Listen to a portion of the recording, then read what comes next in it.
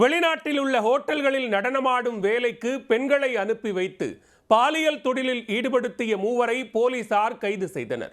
சென்னை காவல் ஆணையரிடம் கண்ணீர் மல்க இளம்பெண் அளித்த புகாரின் அதிர்ச்சி பின்னணி என்ன? வெளிநாட்டில் உள்ள ஹோட்டல்களில் நடனமாடும் வேலை இருப்பதாக கூறி பெண்களை அழைத்துச் சென்று உள்ளனர். நாட்டிற்கு திரும்பிச் செல்ல வேண்டும் என்றால் பணம் செலுத்த வேண்டும் என்ற நிபந்தனையால் பல பெண்கள் என்ன செய்வதென்றே தெரியாமல் கயவர்களின் பசிக்கு இரையாகி உள்ளனர்.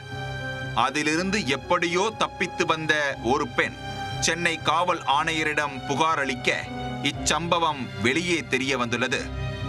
தொடர் விசாரணையில் வேலை தேடும் பெண்களை குறிவைத்து வெளிநாடுகளுக்கு அனுப்பி வைத்து பாலியல் தொழிலில் ஈடுபடுத்தியதாக பிரகாஷ்ராஜ், ஜெயக்குமார் உள்ளிட்ட மூவரை விபச்சார தடுப்பு பிரிவு போலீசார் கைது செய்தனர்.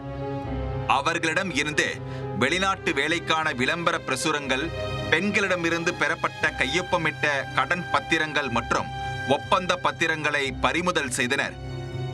மேலும் இவ்வழக்கில் தொடர்புடைய 4 முக்கிய குற்றவாளிகளையும் தீவிரமாக தேடி வருகின்றனர். வெளிநாட்டில் உள்ள ஹோட்டல்களில் நடனமாடும் வேலை இருப்பதாக கூறி அப்பாவி பெண்களை பாலியல் தொழிலில் ஈடுபடுத்திய சம்பவம் கதி கலங்க வைத்துள்ளது.